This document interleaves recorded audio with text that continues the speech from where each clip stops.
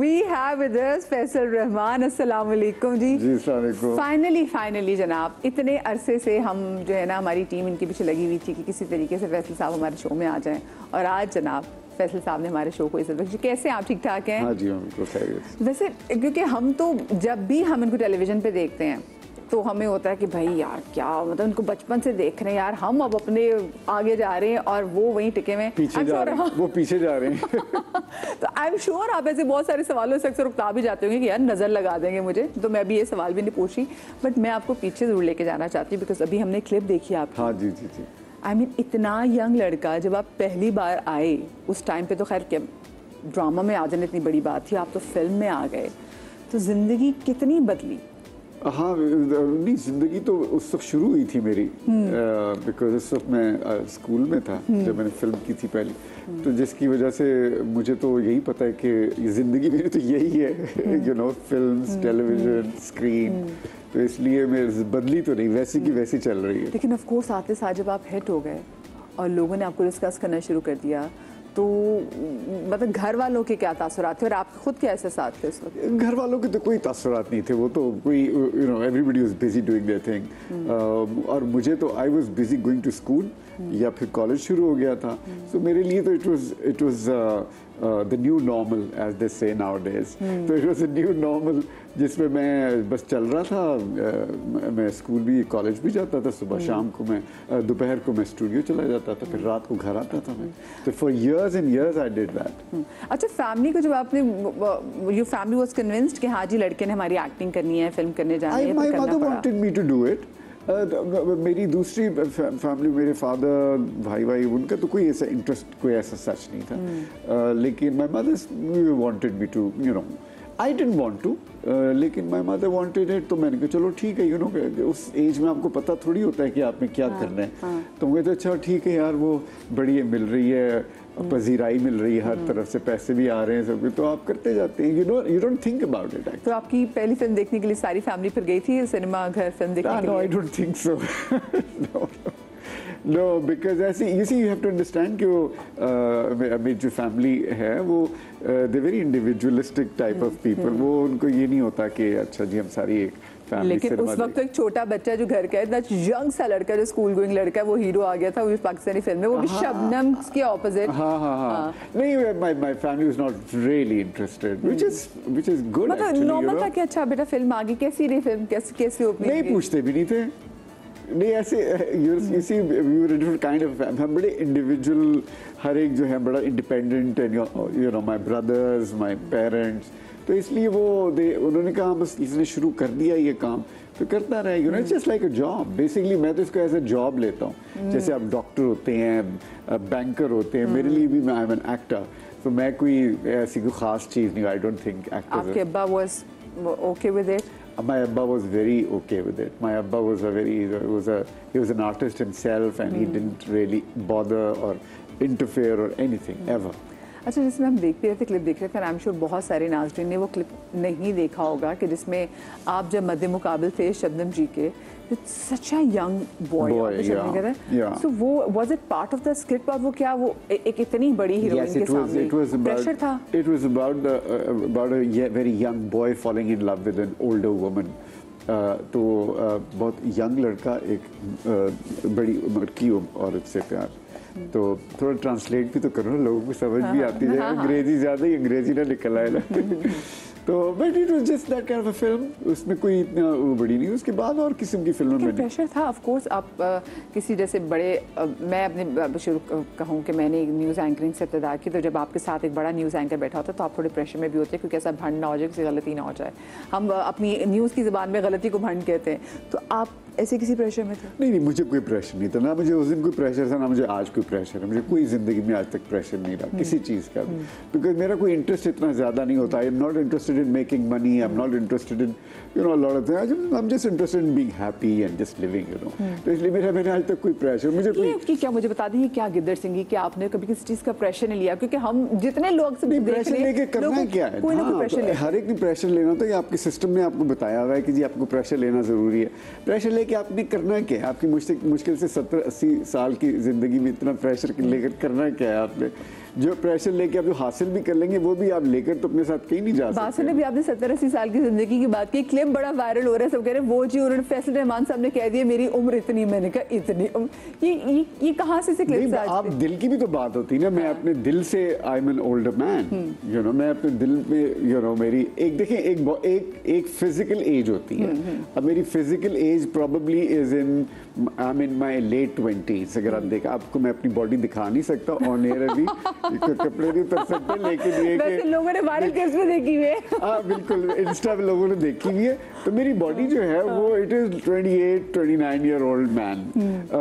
मेरा जो दिमाग है that's a 100 year old man, you know, so I don't believe in these numbers. अच्छा, उसमें फिर आपने वो जो कहा कि आपकी कायद आज़म मोहम्मद अली जिन्ना साहब से मुलाकात हुई, बिल्कुल मेरी मुलाकात हुई है। मैं बल्कि अल ऐलान कहता हूँ कि मेरी जिन्ना मोहम्मद अली जिन्ना साहब से मेरी मुलाकात हुई है।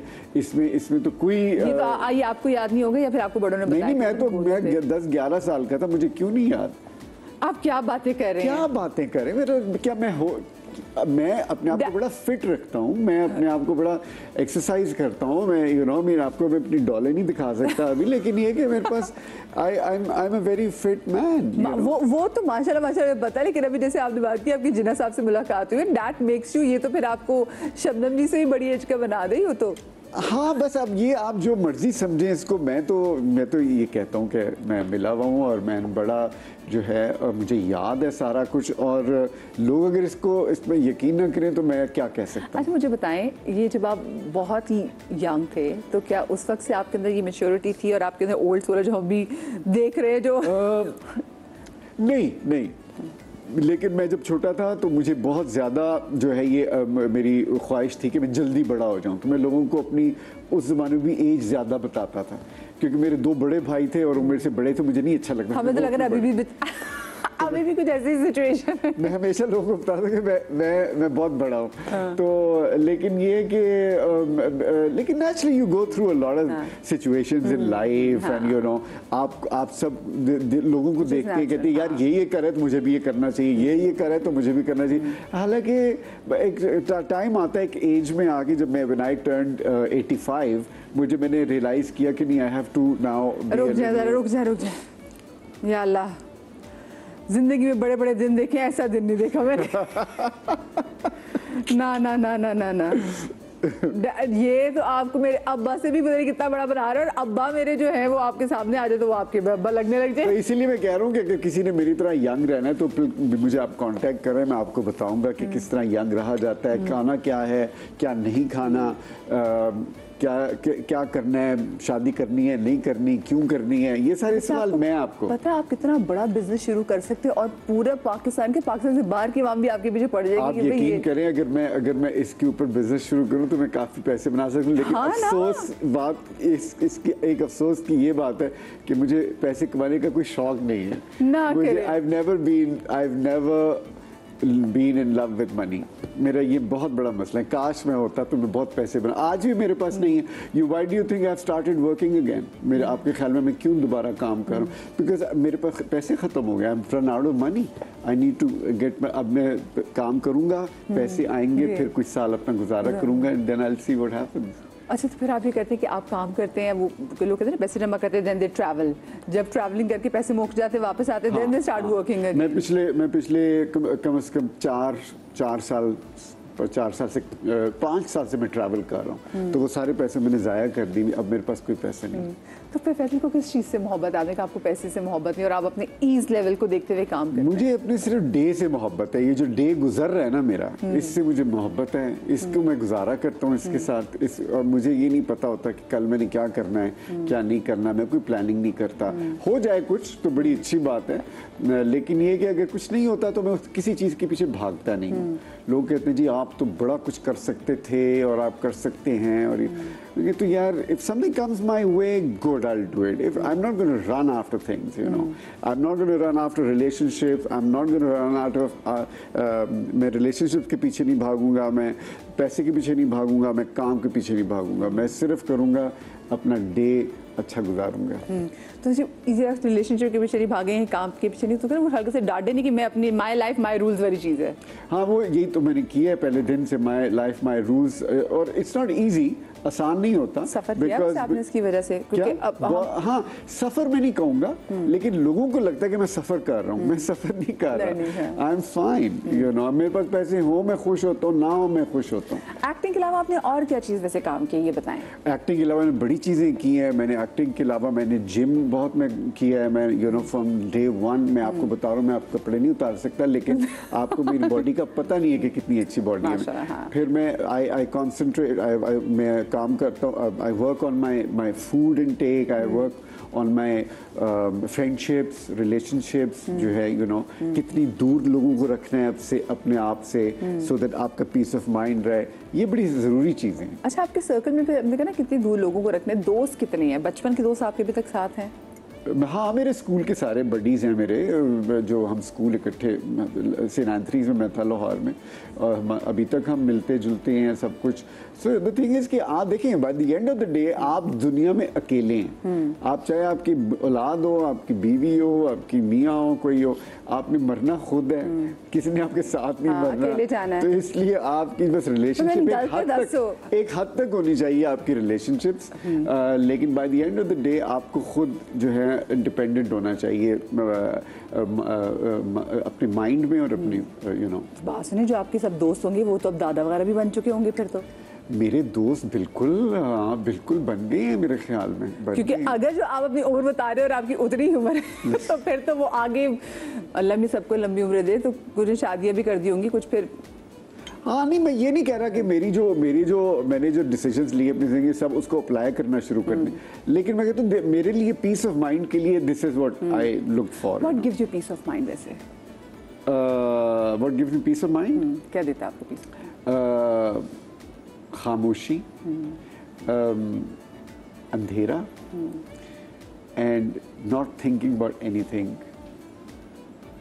मैं दुनिया को एज एन आउटसाइडर देखता हूँ। बाय द वे, मैं जब दुनिया को देखता हूँ ना, I see it as an outsider. I don't see कि मैं दुनिया का पार्ट हूँ।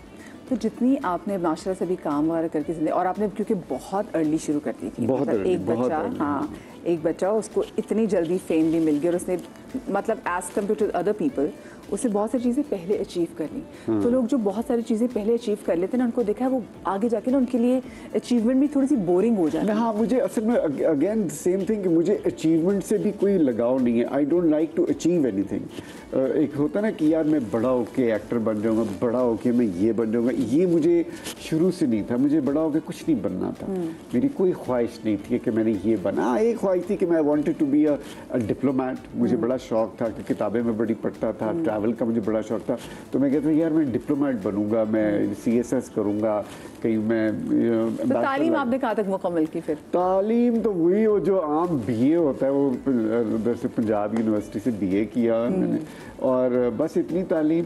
ये है कि किताबें पढ़ता रहता था मैं, काफ़ी शौक था मुझे किताबें पढ़ने का। अभी भी है, लेकिन अब तो उसके ऊपर है किताबें ना सारी फ़ोन के ऊपर। लेकिन वो जो किताब पढ़ते वो जो सफ़े का जो पलटना होता है ना, उसकी बात अभी भी और है कि जब तक वो सफ़ा हाथ से नहीं, उसके लिए तो आपको यूं करना पड़ता है ना। मैं हर वक्त तो यूं नहीं कर सकता। अच्छा जी, मैं चाहती हूँ कि जो हमारी जो दूसरी गेस्ट है, बस मैं उनको बुला लूँ, क्योंकि जैसे वो आएंगी मुझे ब्रेक पे भी जाना है। और सवापा, आए हाय सामने बैठी है भाई, क्या प्यारी खातून है सवापा। मैं कहती हूँ आप आ जाएं, आप जैसे आके सोफे पे बैठेंगी मैं जाऊँगी ब्रेक पे। हाँ, नहीं, आप कहाँ जा रही हैं? मैंने कहीं नहीं जाना, मैं इधर ही सोफे पे चस्पा हो गई हूँ। सवापा, वालेकुम अस्सलाम, कैसी हैं प्यारी खातून? अस्सलाम वालेकुम फैसल साहब, कैसे हैं? जनाब सवापा भी आ गई हैं, और हम कहीं नहीं जा रहे। मैं चिपक गई हूँ सोफे से, और मेरे गेस्ट भी, मैंने घेर लिया दोनों को। एक ब्रेक पे जाने से पहले जरा सा ऑडियंस की क्लियर कर दी, इनका नाम सबा फैसल है और मेरा नाम फैसल रहमान है, लेकिन हमारा रिश्ता कोई नहीं है आपस में। इनका आप सारी दुनिया को पता होगा कि कोई रिश्ता नहीं। और हम भाई आपने टाइम हमारी मीटिंग हो रही है, अब हम तीनों, मेरा फैसल कॉमन है। हाँ, तीनों में जी फैसल सब्जवारी। वाह वाह, आज का शो जो है ना, तो बस जी बिल्कुल, मेरे हस्बैंड का नाम भी फैसल है। तो जनाब हम यहाँ पे बस, फैसल इज एवरीवेयर। हमारी तो जिंदगी में वो वाली बातों की 8 चुको फैसल। छोटी सी ब्रेक के बाद मिलते, कहीं मजा आइएगा।